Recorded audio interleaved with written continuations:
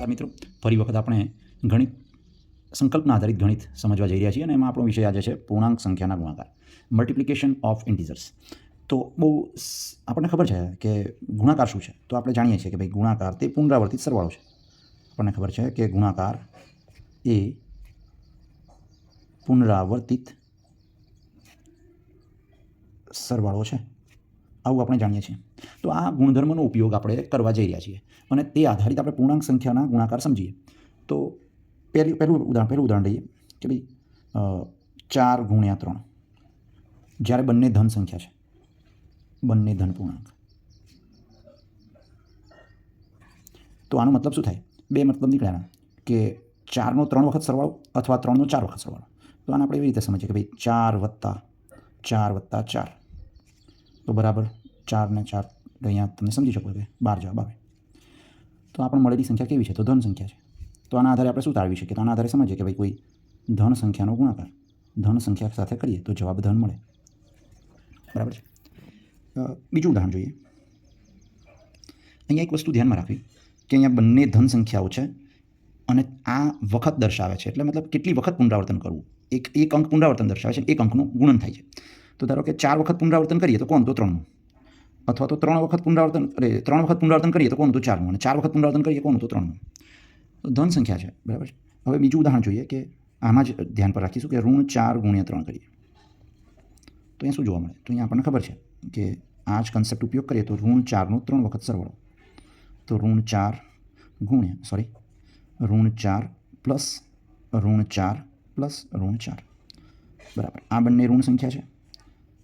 તો આમ તો ત્રણેય ઋણ સંખ્યા છે. તો આપણને ખબર છે કે જ્યારે સમાન ચિહ્ન હોય તો સરવાળો કરીએ છીએ, ઋણ સંખ્યા છે તો અહીંયા જવાબ આવશે ઋણ 12. તો અહીંયા જે જવાબ મળ્યો એ ઋણ મળ્યો. તો આના પરથી આપણે એક નિયમ તારવી શકીએ. શું? તો કે ભાઈ ઋણ સંખ્યાનો ગુણાકાર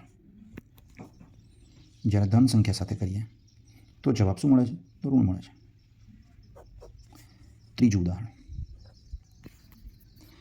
ત્રીજા ઉદાહરણમાં એવું સમજીએ આપણે કે ઋણ 3 ગુણ્યા ઋણ 4. હવે આમાં આ ઉપરના ઉદાહરણમાં બીજું ઉદાહરણ આપણે નથી સમજતા કે ભાઈ પહેલાં ઋણ આવે પછી ધન આવે, કોઈ પણ હશે, એમાં ક્રમની સાથે કોઈ લેવા દેવા નથી. ઋણ 3 ગુણ્યા 4 કરો કે 4 ગુણ્યા ઋણ 3 કરો, બંને એમાં જવાબ સરખો જ આવશે. બરાબર. તો હવે આ એક અગત્યનો મુદ્દો છે કે જ્યારે બે ઋણ સંખ્યા લઈએ તો અગત્યનો પ્રશ્ન અહીંયા ઊભો થાય છે. આ બધું બહુ સિમ્પલ છે, બરાબર, સરળતાથી સમજાઈ જાય. પરંતુ અહીંયા એવું છે કે ઋણ 3નો ઋણ 4 વખત અથવા ઋણ 4નો ઋણ 3 વખત સરવાળો. ઋણ 3 વખત એવું ના થાય. તો આપણને એ પણ એક વસ્તુ ખબર છે કે ધન એટલે કે સરવાળો અને બાદબાકી બંને પરસ્પર વિરોધી પ્રક્રિયા છે. આ આપણે જાણીએ છીએ કે સરવાળો એ ઉમેરવાની પ્રક્રિયા છે, બાદબાકી એ ઘટાડવાની પ્રક્રિયા છે. તો ઋણ સંખ્યા શું દર્શાવે છે? ઋણ સંખ્યા એ મૂલ્યમાં ઘટાડો દર્શાવે છે. હવે અહીંયા આ કન્સેપ્ટને બે રીતે રજૂ કરી શકાય.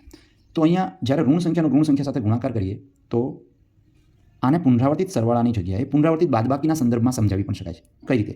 તો આનો મતલબ એવો કરી શકાય કે ઋણ 4ને હું 3 વખત બાદ કરું છું. તો શરૂઆત શૂન્યથી બાદબાકી કરીએ તો શૂન્યમાંથી પહેલા પગથિયામાં ઋણ 4 બાદ કર્યા તો આપણને ખબર છે કે 0. આ બાદબાકીનું આપણે ધન કરીએ તો પછી વિરોધી સંખ્યા ઉમેરવાની, એટલે 4ની વિરોધી ઋણ 4ની વિરોધી સંખ્યા 4, એટલે જવાબ આવશે 4. પ્રથમ પગથિયું એક વખત બાદબાકી થઈ. હવે જે 4 મળ્યા તેને ફરી બાદ કરીએ, ફરી એમાંથી 4 બાદ કરીએ તો આ બીજી વખત 4 બાદ કર્યા. સેમ પ્રક્રિયા થશે, 4 વત્તા 4 થશે બરાબર 8. હવે અહીં 8 મળ્યા, એને ત્રીજી વખત 8માંથી 4 બાદ કરીએ, ઋણ 4 બાદ કરીએ, ઋણ 4 બાદ કરીએ તો 8 વત્તા 4 થશે બરાબર 12. તો અહીંયા તમે જોઈ શકો છો કે ઋણ 3 ગુણ્યા ઋણ 4 બરાબર 12 જવાબ મળે છે અને જે ધન છે. બીજો કન્સેપ્ટ બીજી રીતે, આ જ વસ્તુને બીજી મેથડથી, બીજી રીત કે ઋણ 3 ગુણ્યા ઋણ 4. તો આ શું થયું? તો આને હું એવું લખી શકું કે આ વિરોધી 3 છે, આના વિરોધી 3 મૂકીએ તો ઋણ 3ના વિરોધી શું થશે? તો વિરોધી પ્રક્રિયા કરીએ અહીંયા. ચલો વિરોધી પ્રક્રિયાની પહેલાં એક વસ્તુ સમજીએ કે આને ઋણ 4 પ્લસ ઋણ 4 પ્લસ ઋણ 4 લખું છું અહીંયા. પરંતુ આ શું થયું? આ આવું થયું કે ઋણ 4નો 3 વખત ધન 3 વખત થયું, પરંતુ આપણે અહીંયા વિરોધી પ્રક્રિયા કરવાની છે. વિરોધી પ્રક્રિયા એટલે ધન 3 નહીં પણ ઋણ 3 વખત, એટલે ધનની વિરોધી પ્રક્રિયા એટલે સરવાળાની વિરોધી પ્રક્રિયા કરવાની છે તો ઋણ 3 વખત થાય. તો અહીંયા ઋણ 3 વખત કરવા માટે શું થયું? તો ઋણ બાદ અહીંયા જે ધન સરવાળો છે એને બાદબાકીમાં કન્વર્ટ કરીએ તો ઋણ 4, અહીંયા પણ ઋણ 4, જ્યાં સરવાળો છે ત્યાં ઋણ કરીશું ઋણ 4. તો આપણને ખબર છે કે આ સરવાળો છે એ બાદબાકી છે, સરવાળાની વિરોધી પ્રક્રિયા, તો ધન એની વિરોધી ચિહ્નો મૂકીએ તો 4 થશે. અહીંયા બાદબાકીનું ધન કરીએ તો એની વિરોધી સંખ્યા 4, અહીંયા પણ સેમ પ્રક્રિયા થશે 4. તો અહીંયા આપણને 4 તરી 12 મળે છે અને જે પણ ધન છે. તો આના પરથી આપણે સમજીએ કે બે ઋણ સંખ્યા ગુણ્યા ઋણ સંખ્યા આપણને જવાબ ધન મળે છે. તો આમ અહીંયા ઋણ 3 વખત એટલે આપણે એવું સમજવાનું છે કે ઋણ 3 વખત સરવાળો, 3 વખત ગણીએ તો સરવાળો અને ઋણ 3 વખત ગણીએ તો બાદબાકી. એટલે આ ઉપરનો જે છે પુનરાવર્તિત બાદબાકીનો કોન્સેપ્ટ એ જ અહીંયા લાગુ પડે છે. તો આ રીતે આપણે સમજાવી શકીએ બાળકોને કે બે ઋણ સંખ્યાનો ગુણાકાર ધન થાય છે. Thank you.